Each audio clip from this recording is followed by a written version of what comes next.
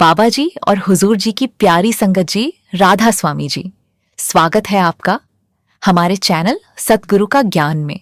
संगत जी, संसार में हर इंसान बाहर की दुनिया को देखने, सुनने और समझने में लगा हुआ है।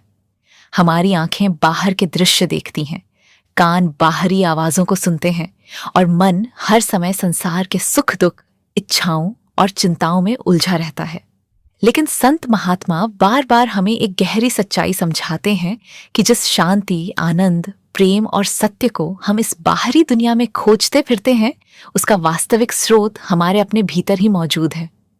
उसी भीतर के दिव्य केंद्र को संतमत में 10वां द्वार कहा गया है। यह कोई साधारण स्थान नहीं, बल्कि चेतना का वह रहस्यमयी द्वार है जहां पहुंचकर जीव आत्मा शरीर, मन और माया की सीमाओं से ऊपर उठने लगती है। संगत जी, आज की इस वीडियो में हम इसी गहरे आध्यात्मिक विषय को विस्तार से समझेंगे कि एक साधक किस प्रकार अभ्यास, सिमरन, भजन, ध्यान और गुरु कृपा के माध्यम से 10वें द्वार तक पहुंच सकता है। और जब आत्मा उस अवस्था तक पहुंचती है, तब वहां न कोई दुख रहता है, न कोई डर, न कोई चिंता। वहां केवल परम शांति, निर्मलता, दिव्य प्रेम और अनंत आनंद का अनुभव होता है। ऐसा लगता है मानो आत्मा अपने असली घर लौट आई हो। वहां एक ऐसी अपनापन भरी अनुभूति होती है जैसे कोई बच्चा अपने परम पिता की गोद में विश्राम कर रहा हो, पूर्ण सुरक्षा, पूर्ण प्रेम और पूर्ण संतोष के साथ। वहां केवल प्रेम ही प्रेम होता है। संत कहते हैं कि संसार के सारे सुख उस आनंद के सामने फीके पड़ जाते हैं। वह अनुभव इतना मधुर, इतना शांत और इतना दिव्य होता है कि शब्दों में पूरी तरह व्यक्त नहीं किया जा सकता। इसलिए संगत जी, इस वीडियो को अंत तक अवश्य सुनिएगा, ताकि आप भी इस दुर्लभ मनुष्य जन्म के वास्तविक उद्देश्य को समझ सकें, इस अवसर का लाभ उठा सकें और अपने असली घर लौटने की तैयारी आज से ही शुरू कर सकें। और हाँ, अगर आप हमारे चैनल सतगुरु का ज्ञान पर नए हैं तो जल्दी से सब्सक्राइब कर लीजिए। संगत जी, संतों ने बताया है कि इस मानव शरीर में 9 द्वार हैं, 2 आंखें, 2 कान, 2 नाक के छिद्र, 1 मुख और नीचे के 2 द्वार। इन 9 द्वारों के माध्यम से हमारी चेतना हर समय बाहर की ओर बहती रहती है। आंखें संसार को देखती रहती हैं, कान संसार की बातें सुनते रहते हैं और मन हर पल किसी न किसी इच्छा, चिंता, भय, मोह या कल्पना में भटकता रहता है। लेकिन संत महात्माओं ने कहा कि इन 9 द्वारों के अतिरिक्त एक और सूक्ष्म द्वार भी है जो बाहरी आंखों से दिखाई नहीं देता। उसी को 10वां द्वार कहा गया है। संगत जी, ये कोई मांस का दरवाजा या शरीर का भौतिक हिस्सा नहीं है, बल्कि चेतना का अत्यंत सूक्ष्म केंद्र है। अलग अलग परंपराओं में इसे तीसरा तिल, शिवनेत्र, आज्ञा चक्र, गगन द्वार, ब्रह्मरंध्र आदि नामों से समझाया गया है। संतमत में इसे आंखों के पीछे दोनों भौहों के मध्य के भीतर का केंद्र बताया गया है, वही स्थान जहां सामान्य रूप से महिलाएं बिंदी लगाती हैं। लेकिन ध्यान रहे, यह बाहरी त्वचा पर नहीं, बल्कि उसके भीतर चेतना का केंद्र है, जहां साधक को अपनी सुरत अर्थात ध्यान शक्ति को एकत्र करना होता है। अब संगत जी, बहुत सी साधनाओं और योग पद्धतियों में अलग अलग चक्रों की चर्चा की जाती है। लोग कहते हैं कि हर चक्र के लिए अलग मंत्र है, अलग साधना है और धीरे धीरे नीचे से ऊपर उठते हुए सभी चक्रों को जागृत करके आज्ञा चक्र तक पहुंचना होता है। लेकिन संतमत की विशेषता यह है कि यहां साधक को सीधे इसी ऊंचे केंद्र, तीसरे तिल या आज्ञा चक्र से साधना शुरू करवाई जाती है। संत कहते हैं कि आत्मा का वास्तविक मार्ग यहीं से प्रारंभ होता है। इसलिए नीचे के चक्रों में उलझकर वर्षों बिताने की अपेक्षा सीधे सुरत को आंखों के पीछे इकट्ठा करना सबसे श्रेष्ठ और सीधा मार्ग माना गया है। यही कारण है कि संतमत को अत्यंत ऊंची और सरल आध्यात्मिक शिक्षा कहा गया है। संतों का कहना है कि जब तक हमारी चेतना इन 9 द्वारों में बिखरी रहती है, तब तक मन कभी शांत नहीं हो सकता। कभी इच्छाएं परेशान करती हैं, कभी क्रोध, कभी भय, कभी मोह। लेकिन जैसे जैसे साधक सिमरन और ध्यान के द्वारा अपनी सुरत को भीतर मोड़कर इस केंद्र पर टिकाने लगता है, वैसे वैसे आत्मा की वास्तविक अंतर यात्रा शुरू होने लगती है। वहीं से भीतर का गगन खुलता है, वहीं से आत्मा ऊपर उठना आरंभ करती है और वहीं से उस दिव्य शांति, प्रकाश और प्रेम का अनुभव होना शुरू होता है, जिसके लिए जीव जन्मों से भटक रहा है। संगत जी, 10वां द्वार कोई साधारण विषय नहीं है। संत महात्माओं ने इसे आत्मा के वास्तविक घर लौटने का द्वार कहा है, क्योंकि यही वह स्थान है जहां से आत्मा का ऊपर के दिव्य लोकों की ओर मार्ग खुलता है। यही वह बिंदु है जहां पहुंचकर जीव की अंतर यात्रा वास्तव में शुरू होती है। जब आत्मा इस संसार में आती है तो उसकी चेतना धीरे धीरे नीचे और बाहर की ओर बहने लगती है। फिर मन इच्छाओं, कामनाओं, क्रोध, लोभ, मोह, अहंकार, भय, चिंता, तुलना, दुख और असंख्य सांसारिक उलझनों में फंस जाता है। पूरा जीवन इन्हीं चीजों में निकल जाता है और जीव अपने असली स्वरूप को भूल जाता है। लेकिन संगत जी, जैसे ही साधक की सुरत 10वें द्वार पर टिकने लगती है, उसे पहली बार अनुभव होने लगता है कि वह केवल यह शरीर नहीं है, बल्कि एक चेतन अमर आत्मा है। वहीं से भीतर शांति की झलक मिलने लगती है, भीतर का प्रकाश अनुभव होने लगता है और आत्मा को अपने वास्तविक घर की याद आने लगती है। यही कारण है कि संत बार बार कहते हैं, बाहर मत भागो, भीतर लौटो। क्योंकि बाहर की दुनिया कभी स्थायी सुख नहीं दे सकती, लेकिन भीतर वह परम शांति है जहां पहुंचकर हर खोज समाप्त हो जाती है। लेकिन संगत जी, प्रश्न ये आता है कि यदि यह मार्ग इतना दिव्य है तो फिर वहां पहुंचना कठिन क्यों लगता है? इसका कारण है हमारा मन। ये मन हजारों जन्मों से बाहर भागने का आदी हो चुका है। जैसे ही हम ध्यान में बैठते हैं, मन इधर उधर दौड़ने लगता है। कभी पुरानी बातें याद आती हैं, कभी भविष्य की चिंता, कभी इच्छाएं, कभी कल्पनाएं। शरीर बैठा होता है, लेकिन मन संसार में घूम रहा होता है। यही सबसे बड़ी रुकावट है, मन की चंचलता। इसलिए संत कहते हैं कि 10वें द्वार तक पहुंचने के लिए शरीर से अधिक मन को शांत करना पड़ता है। बहुत लोग कहते हैं, हम बैठते तो हैं, लेकिन ध्यान टिकता नहीं। इसका कारण यही है कि भीतर जाने का मार्ग बहुत सूक्ष्म है। वहां जोर जबरदस्ती नहीं चलती।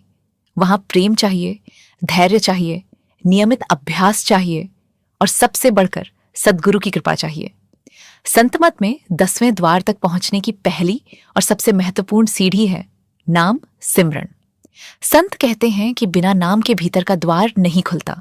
जब साधक प्रेम पूर्वक, श्रद्धा से और नियमित रूप से सद्गुरु द्वारा दिए गए नामों का सिमरन करता है, तब धीरे धीरे मन की बिखरी हुई शक्ति एकत्र होने लगती है।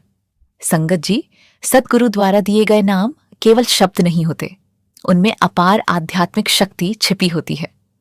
संत कहते हैं कि जिस दिन जीव को नामदान मिलता है, उसी दिन सद्गुरु उस आत्मा को उसके असली घर तक पहुंचाने की जिम्मेदारी अपने ऊपर ले लेते हैं। शुरुआत में मन बहुत भागेगा, विचार आएंगे, नींद आएगी, बेचैनी होगी, लेकिन निरंतर अभ्यास से सुरत धीरे धीरे भीतर टिकने लगती है। जैसे सूर्य की बिखरी हुई किरणें जब लेंस से एक बिंदु पर इकट्ठी होती हैं तो अग्नि उत्पन्न हो जाती है, वैसे ही जब हमारी बिखरी चेतना तीसरे तिल पर इकट्ठी होने लगती है, तब भीतर का अज्ञान जलने लगता है। लेकिन यहां एक बात बहुत गहराई से समझने योग्य है। सिमरन केवल शब्दों को बोलते जाने का नाम नहीं है।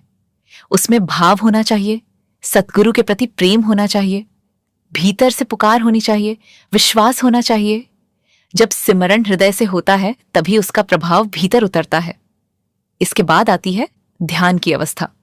संगत जी, 10वें द्वार तक पहुंचने की साधना बाहर देखने की नहीं, भीतर देखने की साधना है।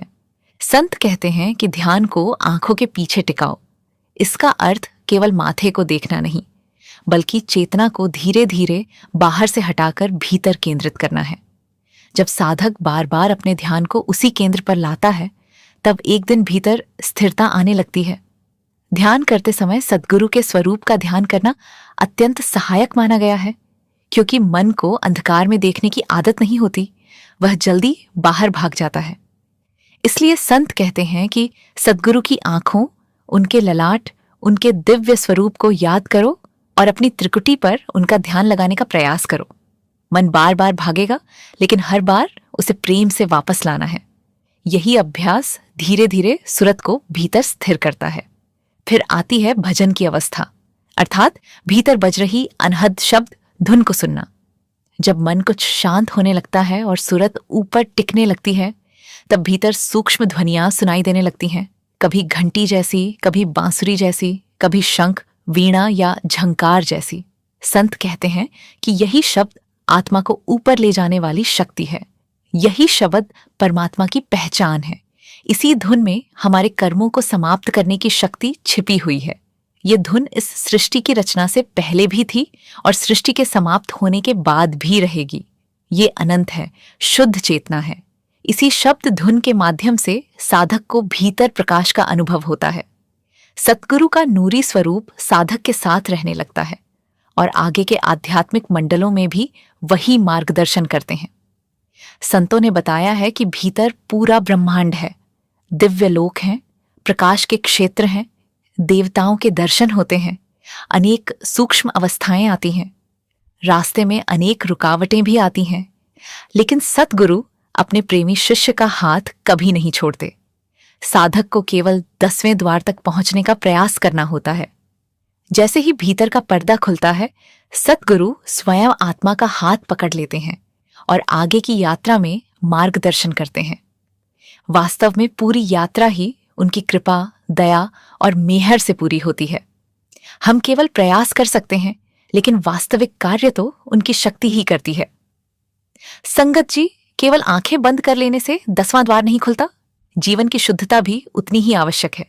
यदि मन पूरे दिन क्रोध, छल, निंदा, वासना, लोभ और अहंकार में डूबा रहेगा तो ध्यान में स्थिरता आना बहुत कठिन होगा। इसलिए संत सेवा, दया, विनम्रता, सत्य, संयम और प्रेम पर इतना जोर देते हैं, क्योंकि जैसा हमारा जीवन होगा वैसा ही हमारा ध्यान होगा। और इसी कारण संतों ने अमृत वेला को अत्यंत महत्वपूर्ण बताया है। ब्रह्म मुहूर्त का समय ऐसा होता है जब वातावरण शांत होता है, संसार की हलचल कम होती है और मन अपेक्षाकृत स्थिर रहता है। उस समय चेतना आसानी से भीतर मुड़ सकती है। जो साधक नियमित रूप से अमृत वेला में उठकर सिमरन भजन करता है, वह धीरे धीरे अपने भीतर परिवर्तन अनुभव करने लगता है। उसके भीतर शांति बढ़ने लगती है, संसार का आकर्षण कम होने लगता है और आत्मा अपने असली घर की ओर खींचने लगती है। संगत जी, अब प्रश्न आता है कि जब साधक लगातार सिमरन, ध्यान और भजन करता है तो 10वें द्वार के निकट पहुंचने के कुछ संकेत क्या हो सकते हैं? संत कहते हैं कि हर साधक का अनुभव अलग अलग हो सकता है, इसलिए किसी दूसरे के अनुभव से अपनी तुलना करना उचित नहीं। और सबसे महत्वपूर्ण बात, अनुभवों के पीछे भागना भी सही नहीं है, क्योंकि आध्यात्मिक मार्ग का लक्ष्य केवल चमत्कार या अनुभव इकट्ठा करना नहीं, बल्कि आत्मा का परमात्मा से मिलन है। फिर भी संतों ने कुछ ऐसे संकेत बताए हैं जो ये दर्शाते हैं कि साधक की सुरत धीरे धीरे भीतर की ओर मुड़ रही है। जैसे ध्यान में बैठते समय शरीर का भान कम होने लगता है, ऐसा महसूस होता है मानो शरीर हल्का हो गया हो या उसका अस्तित्व पीछे छूट रहा हो। भीतर एक गहरी शांति अनुभव होने लगती है जो संसार के किसी भी सुख से अलग होती है। कभी कभी प्रकाश की झलक दिखाई देने लगती है, जैसे चमक, तारे, बिजली, सूर्य या चंद्रमा जैसी रोशनी। कई साधकों को भीतर हल्का कंपन, खिंचाव या ऊपर की ओर आकर्षण महसूस होता है। और जब सूरत थोड़ी और स्थिर होने लगती है, तब भीतर अनहद शब्द धुन सुनाई देने लगती है, घंटी, बांसुरी, वीणा, शंख या मधुर झंकार जैसी। लेकिन संगत जी, सबसे बड़ा संकेत बाहरी अनुभव नहीं, बल्कि भीतर होने वाला परिवर्तन है। जब संसार की इच्छाएं धीरे धीरे कम होने लगे, क्रोध और अहंकार कमजोर होने लगे और हृदय में प्रेम, दया, विनम्रता और करुणा बढ़ने लगे, तब समझना चाहिए कि साधना का प्रभाव भीतर उतर रहा है। लेकिन संगत जी, इस मार्ग में कुछ बड़ी बाधाएं भी आती हैं। सबसे पहली बाधा है मन की अधीरता। आज के समय में मन तुरंत परिणाम चाहता है। लोग सोचते हैं कि कुछ दिन ध्यान कर लिया और तुरंत प्रकाश दिखने लगे, धुन सुनाई देने लगे। लेकिन यह मार्ग धैर्य का मार्ग है। जैसे बीज बोने के बाद पेड़ बनने में समय लगता है, वैसे ही भीतर की साधना भी धीरे धीरे फल देती है। दूसरी बड़ी बाधा है दिखावा। कुछ लोग थोड़े बहुत अनुभव होने पर उन्हें दूसरों को बताने लगते हैं, स्वयं को विशेष समझने लगते हैं। इससे अहंकार बढ़ जाता है और आध्यात्मिक प्रगति रुक जाती है। संत इसलिए कहते हैं कि अपने अनुभवों को हृदय में संभाल कर रखो, क्योंकि जैसे ही अहंकार आया मन फिर नीचे खींच लेता है। तीसरी बाधा है भय। जब साधक भीतर जाने लगता है तब कभी कभी डर भी लगता है, क्योंकि मन अपनी पकड़ खोने लगता है। शरीर से अलग होने जैसा अनुभव मन को असुरक्षित महसूस कराता है। लेकिन संगत जी, जो साधक सतगुरु पर पूर्ण विश्वास रखता है वह सुरक्षित रहता है। सतगुरु भीतर भी अपने शिष्य के साथ रहते हैं और हर कठिन अवस्था में उसकी रक्षा करते हैं। और एक बहुत बड़ी बाधा है आलस्य। मन हमेशा कहता है कल से करेंगे, अभी समय है, और इसी टालमटोल में पूरा जीवन निकल जाता है। इसलिए संत कहते हैं कि जो समय अभी मिला है वही सबसे अनमोल है। अब प्रश्न आता है, क्या बिना गुरु के 10वें द्वार तक पहुंचा जा सकता है? संतमत में गुरु को अत्यंत आवश्यक माना गया है, क्योंकि भीतर का मार्ग बहुत सूक्ष्म और रहस्यमय है। जैसे किसी अंधेरे जंगल में बिना मार्गदर्शक के भटकने का डर रहता है, वैसे ही अंतर यात्रा में भी अनुभवी सद्गुरु की आवश्यकता होती है। गुरु केवल नाम ही नहीं देते, बल्कि अपनी शक्ति और कृपा से साधक को भीतर की दिशा भी देते हैं। वे जानते हैं कि किस अवस्था में कौन सी रुकावट आएगी और साधक को उससे कैसे पार कराना है।